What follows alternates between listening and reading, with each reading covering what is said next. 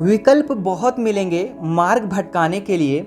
मेरे प्यारे बच्चों, संकल्प एक ही रखना मंजिल तक जाने के लिए। हेलो बच्चों, नमस्कार। आप सभी का हमारे इस YouTube चैनल मिशन 2 पे आप लोगों का बहुत बहुत स्वागत है। तो बच्चों, अब हम लोग स्टार्ट करने जा रहे हैं तैयारी 2024 की, क्लास 9th झारखंड बोर्ड परीक्षा 2024। जी हाँ बच्चों, अब हम लोग पास बहुत ही कम समय बचा हुआ है और इसी कम समय में अपना रिजल्ट अच्छा से अच्छा, बेहतर से बेहतर बनाना है। तो यदि मेरे प्यारे बच्चों आप भी क्लास 9th में हो और अपना एग्जाम की प्रिपरेशन करना चाहते हो तो कूद पड़े हमारे सब्सक्राइब वाले बटन पे, उसके बाद घंटे वाले बटन को भी दबा लेना।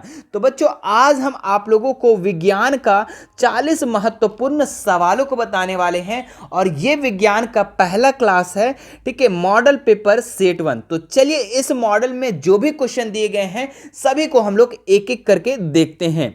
मेरे प्यारे बच्चों, ये आप लोग का जो क्वेश्चन है 2023 और 24 वाले सेशन के बच्चों के लिए है। तो ये आपका अर्धवार्षिक और फाइनल बोर्ड दोनों के लिए इंपॉर्टेंट है। तो चलिए शुरू करते हैं, इसके क्वेश्चन को देखते हैं। देखिए, जो सबसे पहला क्वेश्चन है काफी इंपॉर्टेंट है। दूध है, ठीक है, तो दूध क्या है? द्रव, ठोस, गैस या बेस। ठीक है, तो दूध क्या है बच्चों? तो दूध द्रव है। ये क्या है? एक लिक्विड है। दूध पत्थर थोड़े है, ठोस थोड़े है, ठीक है, ये क्या है? द्रव। ऑप्शन नंबर 1 इसका बिल्कुल राइट हो जाएगा। दूसरा नंबर क्वेश्चन देखो, गैस के कणों के बीच आकर्षण बल होता है, ठीक है, अधिक, कम, अत्यधिक, इनमें से कोई नहीं। तो गैस के जो कण होते हैं ना बच्चों, वो काफी दूर दूर होते हैं और दूर दूर होते हैं, जिसके कारण इसका आकर्षण बल क्या होता है? बहुत ही कम होता है। तो ऑप्शन नंबर 2 इसका बिल्कुल राइट हो जाएगा। बढ़ते हैं नेक्स्ट क्वेश्चन में। बर्फ का एक टुकड़ा जल की सतह पर तैरते रहता है क्योंकि यह जल से भारी होता है, बर्फ और जल का घनत्व समान होता है, बर्फ जल से हल्का होता है, बर्फ का घनत्व जल से अधिक होता है। तो बर्फ का टुकड़ा बच्चों पानी में तैरते रहता है। क्यों तैरता है? क्योंकि बर्फ जो है जल से हल्का होता है। तो ऑप्शन नंबर 3 इसका बिल्कुल राइट हो जाएगा। अगर भारी होता तो डूब नहीं जाता जी। चलिए 4 नंबर क्वेश्चन देखो।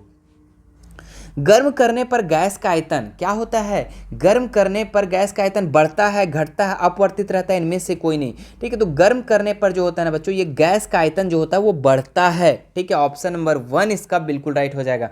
आप देखे होंगे जब कपूर को आप सिंपल रख देते होगे तो उतना ज्यादा सेंट नहीं आता होगा, लेकिन कपूर को जब गर्म करते होगे ना तो उस समय एकदम जो उसका सेंट है चारों साइड फैल जाता होगा। उसका आयतन क्यों? क्योंकि उसका आयतन बढ़ जाता है। ठीक है, ऑप्शन नंबर 1 इसका बिल्कुल राइट हो जाएगा। ठीक है, वीडियो कैसा लग रहा है बच्चों? जल्दी से हमारे इस वीडियो को लाइक कर दें। हमारा पढ़ाने का तरीका कैसा लग रहा है वो नीचे कमेंट करके बताएं। आगे बढ़ते हैं हम लोग।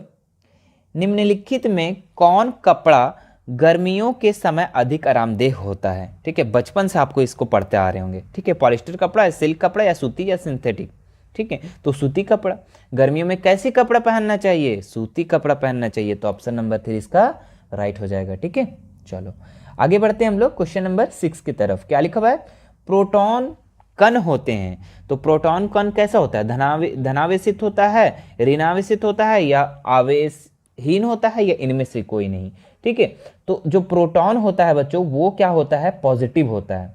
ठीक है, प्रोटॉन जो होता है पॉजिटिव होता है और इलेक्ट्रॉन होता है नेगेटिव होता है और न्यूट्रॉन जो होता है वो कुछ नहीं होता है। ठीक है, ना माइनस होता है ना प्लस होता है। तो प्रोटॉन पूछ रहा है, तो प्रोटॉन क्या होता है? धन होता है। ठीक है, प्लस होता है, धन आवेशित, देखिए पॉजिटिव होता है। तो ऑप्शन नंबर 2 इसका राइट हो जाएगा। यहाँ पे इलेक्ट्रॉन पूछा तो ऋण आवेशित तुरंत कर देंगे, है ना। तो प्रोटॉन पूछा तो हम लोग धन आवेशित करके आगे बढ़ेंगे। चलिए आगे बढ़ते हैं हम लोग। परमाणु भार होता है। तो परमाणु भार किसके बराबर होता है? n के बराबर, p के बराबर, या n प्लस p के बराबर, या इनमें से कोई नहीं। तो बच्चों परमाणु भार किसके बराबर होता है? न्यूट्रॉन और प्रोटॉन को जब जोड़ देंगे तो उसी को हम लोग क्या कहते हैं? परमाणु भार कहते हैं। ठीक है, न्यूट्रॉन और प्रोटॉन को जोड़ देंगे। तो चलिए ऑप्शन नंबर 3 को इसमें लॉक कर देते हैं, है ना। आगे बढ़ते हैं, ऑप्शन नंबर 3 इसका राइट हो जाएगा। आगे बढ़ते हैं। परमाणु के नाभिक में कौन से कण उपस्थित होते हैं? ठीक है, तो परमाणु में आप लोग देखे होंगे इस तरीके से होता है, K, L, N सबका अलग अलग कक्ष होता है। तो इसके जो नाभिक में होता है क्या क्या होता है? इसके नाभिक में जो होता है बच्चों वो क्या होता है? प्रोटॉन और न्यूट्रॉन, है ना।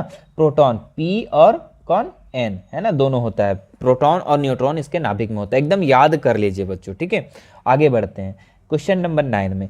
इनमें कौन आक्रिय गैस है? ठीक है, तो आक्रिय गैस किसको बोलते हैं? जो किसी के साथ अभिक्रिया करता ही नहीं है, उसको क्या कहते हैं, अक्रिय गैस। तो बताइए यहाँ पे कौन सा गैस अक्रिय है, नाइट्रोजन, नियॉन, क्लोरीन, ऑक्सीजन। ठीक है, तो जिसका परमाणु संख्या, ठीक है, जिसका परमाणु संख्या लास्ट में अगर 8 होता हो, ठीक है, तो उसको हम लोग क्या बोलेंगे, अक्रिय गैस। जैसे कि नियॉन का कितना है, 10 है, परमाणु संख्या 10 है, तो इसको हम लोग कैसे करेंगे अलग, 2 और 8। तो 8 जो है ये ना किसी को देगा ना किसी को लेगा, तो इसको क्या बोलेंगे, अक्रिय गैस है। तो जितना भी यहाँ पे है आपका, ठीक है, जितना भी गैस है जिसके परमाणु संख्या लास्ट में अगर 8 होता है तो उसको हम लोग क्या बोलते हैं, अक्रिय गैस है। ठीक है, तो ऑप्शन नंबर इसका 2 राइट हो जाएगा। ठीक है, नियॉन का जो है परमाणु संख्या लास्ट में अगर हम लोग देखें, लास्ट में, शुरू में नहीं है ना, लास्ट में देखें तो 8 होता है। ठीक है, चलो इसके बाद देखते हैं हम लोग आगे क्वेश्चन, केनाल किरणें किसका किरण पुंज है। ठीक है, तो प्रोटॉन का, इलेक्ट्रॉन का, न्यूट्रॉन का, ठीक है, या अल्फा कण, बताइए। तो इसका आंसर हो जाएगा केनाल किरणें जो होता है किरण पुंज, ये प्रोटॉन का होता है बच्चों। कौन सा होता है, प्रोटॉन का। तो याद कर लीजिए, ऑप्शन नंबर 1 इसका राइट हो जाएगा। आगे देखते हैं, एक तत्व के समस्थानिक होते हैं। तो एक तत्व के समस्थानिक क्या होते हैं, भिन्न परमाणु संख्या, भिन्न रासायनिक गुण, समान परमाणु संख्या, इनमें से कोई नहीं। तो समस्थानिक देखो 2 चीज होता है, एक समस्थानिक होता है, एक संभारिक होता है। ठीक है, तो जिसमें भार बराबर हो उसको हम लोग संभारिक कहते हैं, और जिसमें समान परमाणु संख्या हो उसको हम लोग समस्थानिक कहते हैं। तो जिसकी परमाणु संख्या बराबर हो उसको हम लोग क्या कहते हैं, समस्थानिक। तो परमाणु संख्या, समान परमाणु संख्या कहाँ है, तो ऑप्शन नंबर 3 है। तो इसमें लॉक कर देते हैं इसको। चलो आगे बढ़ते हैं बच्चों। अगर आपको वीडियो मजा आ रहा होगा तो लाइक जरूर कीजिएगा, ठीक है, और ज्यादा से ज्यादा शेयर कीजिए। चलिए आगे बढ़ते हैं हम लोग। सोडियम का सही इलेक्ट्रॉनिक विन्यास क्या है। तो सोडियम का जो सबसे पहले परमाणु संख्या याद करना होगा। तो सोडियम का जो परमाणु संख्या होता है 11 होता है। कितना होता है, 11 होता है। तो अब इसको हम लोग बांटेंगे कैसे, देखो पहला घर में 2 रखेंगे चूंकि 2 ही, उसमें 2 ही रहता है लोग। दूसरा घर में हम लोग 8 रखेंगे चूंकि 8 ही लोग रहता है दूसरा घर में, है ना। आप लोग को बताए भी होंगे, हम जब पढ़ा रहे होंगे इसको, ठीक है, तो उस समय हम बताए थे के में 2 आदमी रहता है, एल में 8 आदमी रहता है, के एल, एम में 8 आदमी रहता है, और एन में 18 आदमी रहता है। इस तरीके से हम बताए थे। ठीक है, तो पहले 2 भरेंगे फिर 8 भरेंगे। अब कितना बच गया, देखो 8 2 10, 1 बच गया, तो 1 तीसरा घर में हो जाएगा। ठीक है, तो इलेक्ट्रॉनिक का सही विन्यास कौन सा हो जाएगा, 2 8 1। ठीक है, तो यहाँ पे देखिए सोडियम का इलेक्ट्रॉनिक विन्यास सही क्या हो जाएगा, 2 8 1। तो ऑप्शन नंबर देखिए कौन सा है, 2 8 1, तो ऑप्शन नंबर 4 है। ठीक है, तो समझ में आ रहा है। आगे बढ़ते हैं, किसी तत्व के परमाणु में 18 न्यूट्रॉन है और 17 प्रोटॉन है, तो तत्व का परमाणु द्रव्यमान क्या होगा। अभी जस्ट हमने बताया कि परमाणु द्रव्यमान हम लोग कैसे निकालते हैं, P+N। ठीक है, परमाणु P+N। तो देखो यहाँ प्रोटॉन कितना है, 17 है, और न्यूट्रॉन कितना है, 18 है। दोनों को जोड़ दो जल्दी से। तो दोनों को अगर हम जोड़ते हैं तो 17 18 35 होता है। इसका परमाणु द्रव्यमान कितना हो जाएगा, 35 हो जाएगा। तो देखिए ऑप्शन नंबर किस में नजर आ रहा है, 35, तो ऑप्शन नंबर 1 में आ रहा है। तो ऑप्शन नंबर 1 में लॉक कर देते हैं। आगे बढ़ते हैं, यदि किसी वस्तु का विस्थापन 0 है तो उस वस्तु द्वारा तय की गई दूरी क्या है। विस्थापन, डिस्प्लेसमेंट 0 है। अगर कोई आदमी यहां से स्टार्ट करता है चलना, ठीक है, और वहीं पे कहीं घूम फिर के और जाके वहीं रुक जाता है, तो उसका विस्थापन 0 होगा। उसका विस्थापन क्या होगा, 0 होगा। लेकिन क्या उसका दूरी 0 होगा, नहीं। अगर किसी को बोल देंगे कि तुम एको नहीं घूमा तो मारबो करेगा, है ना, कहे कि ये तो ऐसे घूम के आया ना जी, तो इसका दूरी तो कभी 0 नहीं होगा, लेकिन विस्थापन 0 होगा। ठीक है, तो 0 है तो उस वस्तु की तय की गई दूरी कितना हो जाएगा, तो बढ़ भी सकता है। ठीक है, तो ऑप्शन देखिए यहाँ पे 0 0 नहीं, ऋणात्मक या 0 अथवा 0 नहीं भी हो सकता है। तो किसी वस्तु का विस्थापन 0 हो भी सकता है। अगर मान लो कि कोई आदमी यहाँ पे खड़ा है और कहीं घूमा ही नहीं, तो उसका विस्थापन 0 हो गया। ठीक है, लेकिन उस वस्तु द्वारा तय की गई दूरी क्या हो जाएगा, 0 हो भी सकता है और नहीं भी हो सकता। अगर ये घूम फिर के यहाँ आ गया होगा तो दूरी तो चेंज हो जाएगा, लेकिन अगर यहीं पे खड़ा है तो उसका 0 भी हो सकता है। तो इसमें हम लोग कंप्लीट नहीं बता सकते हैं, तो इसका आंसर क्या हो जाएगा, 0 हो भी सकता है और नहीं भी हो सकता है। तो ऑप्शन नंबर 4 इसका राइट हो जाएगा। चलिए आगे बढ़ते हैं हम लोग। ओडोमीटर क्या मापता है। तो आप गाड़ी चलाते होंगे तो आपको पता होगा, नहीं भी चलाते होंगे तो पापा चलाते होंगे, उनको पता होगा। ठीक है, तो गाड़ी के आगे एक ठो लगा होता है मीटर।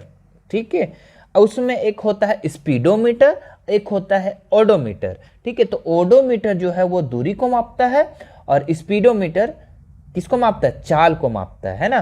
चाल को मापता है स्पीडोमीटर, कितना स्पीड चल रहा है। तो हमको किस चीज का पूछ रहा है, ओडोमीटर क्या मापता है। तो ओडोमीटर किसको मापता है, दूरी को मापता है, डिस्टेंस को मापता है। ठीक है, चलो आगे बढ़ते हैं हम लोग। स्पीडोमीटर रहा तो क्या वो लिखेंगे, चाल को मापता है ना, स्पीडोमीटर स्पीड को मापता है, फटाक से लिखेंगे।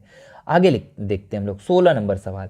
क्या लिखा हुआ है, 18 किलोमीटर प्रति घंटा का वेग मीटर पर सेकेंड में, है ना, मीटर पर सेकेंड के तुल्य होता है। तो देखो क्या बोल रहा है, 18 किलोमीटर। ठीक है, 18 किलोमीटर प्रति घंटा, इसको हम लोग को इसमें चेंज करना है, मीटर पर सेकेंड में चेंज करना है। तो ध्यान रखना, ये किलोमीटर बड़ा है और मीटर पर सेकेंड छोटा है। तो जब बड़ा से छोटा की तरफ आते हैं तो इसको हम गुना कर देते हैं, 5 को ऊपर 18 को नीचे। ठीक है, अब जब इसको हम कैंसिल करते हैं तो 18 से 18 कट हो गया, तो बचा क्या, 5 बचा।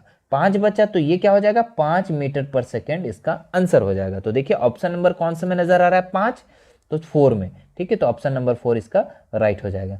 लेकिन क्वेश्चन थोड़ा सा अगर पलट देता, बोल देता मीटर पर सेकेंड से किलोमीटर प्रति घंटा में चेंज करो, तो हम किसको गुना करते, 18/5 को गुना करते।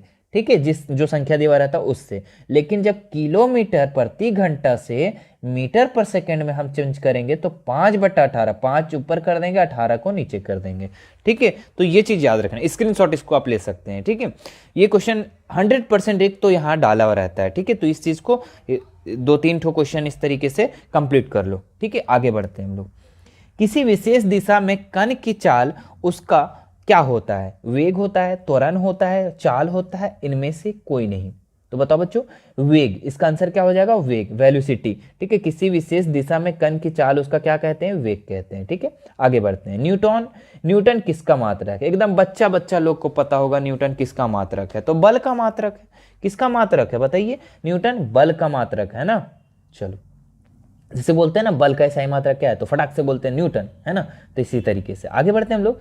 19 नंबर, न्यूटन का गति का कौन सा नियम बल का परिभाषा देता है। तो न्यूटन के गति का कितना नियम था, 3 नियम था। ठीक है, तो ये तीनों नियम में से कौन सा नियम जो था जो बल का परिभाषा देता, तो पहला नियम बच्चों, इसका फर्स्ट नियम जो था वो क्या था, नियम बल का जो है परिभाषा देता था। ठीक है, तो इसका पहला नियम था क्या, कि यदि कोई वस्तु अगर विराम अवस्था में है तो वो हमेशा विराम अवस्था में ही रहेगी, और कोई वस्तु अगर गति अवस्था में है तो वो गति अवस्था में ही रहना चाहेगी। यही न्यूटन का पहला नियम था। ठीक है, और यही बल का परिभाषा देता है। आगे बढ़ते हैं हम लोग। ध्वनि तरंग की चाल सबसे ज्यादा किसमें होती है। तो ध्वनि मतलब आवाज जो सबसे ज्यादा किस में चलता है बताइए, ठोस में, द्रव में, गैस में, या तीनों में समान। तो बच्चों जो ध्वनि जो चलता है उसका जो चाल है सबसे ज्यादा जो होता है ठोस में होता है। ठीक है, आप देखे होंगे कि अगर एक साइड इस तरीके से कहीं सामान रखा हुआ बड़ा सा, आप यहाँ पे टक से आवाज करते हैं, कुछ चीज से मारते हैं तो फटाक से यहाँ पे आवाज चला जाता है। लेकिन अगर पानी में, अगर यही चीज पानी रहा और पानी में अगर पत्थर फेंकते हैं तो यहाँ तक आवाज जाने में टाइम लग जाता है। गैस में तो भी टाइम लग जाता है, लेकिन जो ठोस होता है उसमें क्या होता है, तुरंत चला जाता है। क्यों, क्योंकि उसके कण जो होते हैं सटे सटे होते हैं। ठीक है, चलो आगे बढ़ते हैं हम लोग। श्रव्य ध्वनि का प्रास होता है, तो 3 चीज होता है बच्चों, श्रव्य ध्वनि, प्राश्रव्य ध्वनि और अवश्रव्य ध्वनि। ठीक है, तो श्रव्य ध्वनि का जो प्रास होता है 20 से 20,000 हर्ट्ज तक। कितना तक, 20 से 20,000 हर्ट्ज तक। अब बात करें कि मनुष्य कौन सी ध्वनि सुनता है, श्रव्य ध्वनि, प्राश्रव्य ध्वनि या अवश्रव्य ध्वनि। तो मनुष्य जो है श्रव्य ध्वनि सुनता है 20 से 20,000 हर्ट्ज तक। अब अवश्रव्य ध्वनि जो हम बोले, अवश्रव्य ध्वनि है ना, अवश्रव्य ध्वनि, तो अवश्रव्य जो होता है वो 0 से 20,000 हर्ट्ज तक, 0 से 20 हर्ट्ज तक, है ना। और एक प्रा जो बोले हम, प्राश्रव्य ध्वनि, ये कहाँ तक, ये जो आपका है 20,000 से अधिक, 20,000 से अधिक जो होता है वो प्राश्रव्य ध्वनि। ठीक है, एक बार मैं यहीं से रिमाइंड करवा दे रहा हूँ। इसको हम लोग अवश्रव्य ध्वनि कहेंगे, इसको श्रव्य ध्वनि, और 20,000 से अधिक जो है उसको हम लोग क्या कहेंगे, प्राश्रव्य ध्वनि, है ना। चलो आगे बढ़ते हैं हम लोग। आवृत्ति n तथा तरंग दैर्घ्य लैम्डा वाले तरंग की चाल v में क्या संबंध है। तो बच्चों इसको याद रखना, एक फॉर्मूला होता है v = n और लैम्डा। ठीक है, ये फॉर्मूला होता है, याद रखिएगा। ठीक है, याद कर लीजिएगा। आगे बढ़ते हैं हम लोग। तो इसका कौन सा ऑप्शन हो जाएगा, ऑप्शन नंबर 1, है ना। चलो आगे बढ़ते हैं हम लोग। कार्य का SI मात्रक क्या होता है। ठीक है, याद कराने का बहुत अच्छे तरीका इसको बताए थे, ट्रिक बताए थे, काजू काजू, कार्य कैसा ही मात्रक जूल, है ना, जूल। तो ऑप्शन नंबर इसका 1 राइट हो जाएगा। कार्य कैसा ही मात्रक याद रखना जूल होता है। आगे बढ़ते हैं हम लोग। सर्वात्रिक गुरुत्वाकर्षण स्थिरांक जी का मान कितना होता है? तो इसका याद रखिएगा 6.67 इंटू 10⁻⁻11 है ना, -11। तो देखिए यहाँ पे ऑप्शन 1 में भी यही सेम चीज है और ऑप्शन बी में भी यही सेम चीज है, ठीक है। तो यहाँ पे देखिए लेकिन -11 हम बोले तो -11 किस में? ऑप्शन नंबर 2 में। तो ये याद रखिएगा 6.67 इंटू 10⁻⁻11, ठीक है। चलो आगे बढ़ते हैं हम लोग 25 नंबर सवाल में। क्या लिखा हुआ है? 4 वस्तुएं PQRS के द्रव्यमान क्रमशः 5 kg, 10 kg, 15 kg तथा 20 kg किसका जड़त्व सबसे अधिक होगा? तो बताओ किसका जड़त्व सबसे अधिक होगा? जो सबसे भारी होगा। सबसे भारी कौन है? 20 kg। और 20 kg का नाम क्या है? एस नाम है ना, एस नाम है। पी का नाम 5 kg, क्यू का नाम 10 kg, आर का नाम आर जो है वो 15 kg है और एस जो है 20 kg है। तो सबसे ज्यादा जड़त्व तो किस में होगा? एस में होगा। तो ऑप्शन नंबर कौन सा है? ऑप्शन नंबर 4 है। तो ये राइट हो जाएगा। आगे बढ़ते हैं। निम्न में कौन सही है? तो बताइए, यहाँ पे एक फॉर्मूला होता है v² बराबर u² प्लस 2as, ठीक है। ये फॉर्मूला होता है, इसको याद कर लीजिएगा, इसी से बन जाएगा आपका, ठीक है। तो देखिए यहाँ पे कहाँ पे नजर आ रहा है इस टाइप से? अच्छा देखिए पहला में ही नजर आ रहा है। कैसे नजर आ रहा है कि ये जो माइनस में u² है इधर आके प्लस में u² नहीं हो जाएगा? तो यही तो सेम चीज हुआ। तो ऑप्शन नंबर 1 इसका राइट हो जाएगा, ठीक है। चलो आगे बढ़ते हैं हम लोग। आत्महत्या का थाईलेख किसे कहते हैं? देखो कितना लॉलीपॉप क्वेश्चन है, ठीक है। क्लास 8 में भी पढ़े होंगे आत्महत्या की थाईलेख किसे कहते हैं, है ना। बिजली का घर किसे कहते हैं, ये सब तो पढ़े होंगे आप। तो आत्महत्या की थाईलेख किसे कहते हैं? लाइसोसोम को कहते हैं। तो इसका राइट आंसर हो जाएगा ऑप्शन नंबर 3, ठीक है। ऑप्शन नंबर 3 इसका राइट हो जाएगा। चलिए आगे बढ़ते हैं हम लोग। कोशिका की खोज किसने की? बताइए, बच्चा वाला सवाल पूछ रहा है, बताओ कौन? रॉबर्ट हुक, फटाक से। चलो आगे आते हैं हम लोग। जीन बने होते हैं, जीन किसके बने होते हैं? तो डीएनए के खंड से, है ना। जीन जो किससे बने होते हैं? डीएनए के खंड से। तो ऑप्शन नंबर 1 इसका राइट हो जाएगा। रंगीन प्लास्टिड्स को कहते हैं? तो ल्यूकोप्लास्ट, क्लोरोप्लास्ट, क्रोमोप्लास्ट, इनमें से कोई नहीं। तो बच्चों इसका राइट जो आंसर हो जाएगा ऑप्शन नंबर 3। रंगीन प्लास्टिड को क्या कहते हैं? क्रोमोप्लास्ट कहते हैं। आगे बढ़ते हैं। रक्त क्या है? ब्लड इज क्या है? बताइए। तरल संयोजी उत्तक, स्थायी उत्तक, वस्य उत्तक, हरित लवक। तो बच्चों इसका राइट आंसर हो जाएगा तरल संयोजी उत्तक, ठीक है। तो ऑप्शन नंबर 1 इसका राइट हो जाएगा। जो ब्लड क्या है? तरल संयोजी उत्तक है, ठीक है। चलो आगे आते हैं हम लोग। रतौंधी कैसा रोग है? ठीक है। तो रतौंधी कैसे रोग? अनुवांशिक रोग, हार्मोन की गड़बड़ी से उत्पन्न रोग, कुपोषण से उत्पन्न रोग, विटामिन ए की कमी से उत्पन्न रोग। तो रतौंधी जो होता है बच्चों विटामिन ए की कमी से होता है। किसकी कमी से? विटामिन ए की कमी से जो उत्पन्न रोग होता है उसी को रतौंधी कहते हैं, ठीक है। चलो आगे बढ़ते हैं हम लोग। कॉर्क कोशिका में पाया जाता है, क्या पाया जाता है? लेटेक्स, सोल्यूलोज, सुब्रीन या लिग्नन। तो बच्चों इसका राइट आंसर हो जाएगा ऑप्शन नंबर 3, सुब्रीन, ठीक है। कॉर्क कोशिकाओं में क्या पाया जाता है? सुब्रीन पाया जाता है। शरीर का बाहरी और भीतरी रक्षक आवरण बनाते हैं? संवेदी उत्तक, एपिथेलियम उत्तक, संयोजी उत्तक, कंकाल उत्तक, ठीक है। तो शरीर का बाहरी और भीतरी रक्षक का आवरण जो बनाते हैं बच्चों, ये जो हो जाएगा एपिथेलियम उत्तक। कौन सा हो जाएगा? एपिथेलियम उत्तक, ठीक है, याद रखना है, ठीक है। आगे बढ़ते हैं हम लोग। क्या लिखा हुआ है? एनीमिया नामक बीमारी किस पोषक तत्व की कमी से होता है? तो एनीमिया जो होता है ये किसके कारण से? आयोडीन की कमी से, आयरन की कमी से, कॉपर की या फिर जस्ता। तो एनीमिया जो बीमारी होता है बच्चों वो आयरन की कमी से होता है। किसकी कमी से? आयरन की कमी से, है ना। चलो आगे आते हैं हम लोग। एक दीर्घकालिक रोग है, दीर्घकालिक यानी कि लंबे समय तक का रोग, ठीक है, जो तुरंत ठीक नहीं होता है, लंबा समय तक का रोग होता है। कौन सा है? मलेरिया, एक्जिमा, जुकाम या हैजा। तो इसका राइट आंसर हो जाएगा एक्जिमा। एक्जिमा जो है ये दीर्घकालिक रोग है, लंबे समय तक होता है, ठीक है, जल्दी ठीक ही नहीं होता है। आगे बढ़ते हैं हम लोग। वायुमंडल में कार्बन डाइऑक्साइड के बढ़ने का संबंध है? तो कैसे बढ़ता है? समुद्र तल के उठने से, ओजोन परत के अपक्षय से, अम्ल वर्षा से, चक्रवात से। तो बच्चों इसका राइट आंसर हो जाएगा कार्बन डाइऑक्साइड जो बढ़ने का संबंध है ये समुद्र तल के उठने से, ठीक है। तो ऑप्शन नंबर 1 इसका राइट हो जाएगा। पौधे जिन पदार्थों का संश्लेषण करते हैं वे कहलाते हैं? ठीक है। तो जैव रसायन, चट्टान, फल, कार्बोहाइड्रेट। तो पौधे जिन पदार्थों का संश्लेषण करते हैं बच्चों उसे जैव रसायन कहते हैं, बायोकेमिकल। ऑप्शन नंबर 1 इसका बिल्कुल सही उत्तर हो जाएगा। आगे देखो, मलेरिया रोग वाहक है, ठीक है। मक्खी, मच्छर, तिलचट्टा, चूहा, ठीक है। तो मलेरिया आप लोग बचपन से ही सुनते आ रहे होंगे कि मच्छर से मलेरिया फैलता है, ठीक है। तो मलेरिया का रोग वाहक क्या है? मच्छर है, ठीक है। मच्छर काटने से नहीं फैल जाता है, ठीक है। मच्छर क्या करता है कि अगर कोई मलेरिया वाला पेशेंट है और कोई स्वस्थ पेशेंट है, मलेरिया वाले पेशेंट को अगर मच्छर काट देता है, उसके बाद वो उड़ करके स्वस्थ वाले को काट देता है, तो वो उसको मलेरिया हो जाएगा। तो ये वाहक का काम करता है, ठीक है। एक जगह से दूसरे जगह तक ले जाने का काम करता है, ये रोग को वाहक करता है, रोग को एक जगह से दूसरे जगह ट्रांसफर करता है, ठीक है। तो ऑप्शन नंबर 2 इसका बिल्कुल राइट हो जाएगा। आगे देखो 14 नंबर सवाल, वे प्राकृतिक पदार्थ जिनका उपयोग मनुष्य अपने जीवन यापन एवं विकास के लिए करता है कहलाते हैं। रासायनिक पदार्थ, वस्तु, प्राकृतिक संपदा, उपयोगी पदार्थ। तो जो प्राकृतिक पदार्थ, वैसा पदार्थ जिनका उपयोग मनुष्य अपने जीवन यापन या फिर विकास करने के लिए करता है, उसको हम लोग प्राकृतिक संपदा, नेचुरल रिसोर्स कहते हैं बच्चों, ठीक है। तो ऑप्शन नंबर 3 इसका बिल्कुल राइट हो जाएगा। तो आप लोगों का ये जो था 40 इंपॉर्टेंट सवाल, मुझे आशा है कि ये सारा क्वेश्चन आप लोगों को अच्छे से समझ में आ गया होगा, ठीक है। समझ में आ गया तो हमारे इस वीडियो को फटाक से लाइक करेंगे, ठीक है।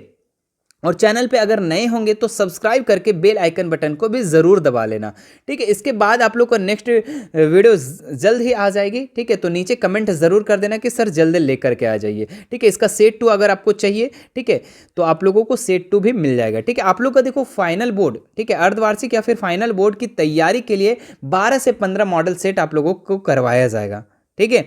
तो आप लोगों को चैनल पर बने रहना है और जितना भी मॉडल पेपर आता है सभी को देखना है, ठीक है। अगर आप सभी मॉडल पेपर को देख लेते हैं तो मेरी गारंटी है कि आप बहुत से बहुत अच्छा मार्क्स स्कोर करोगे, ठीक है।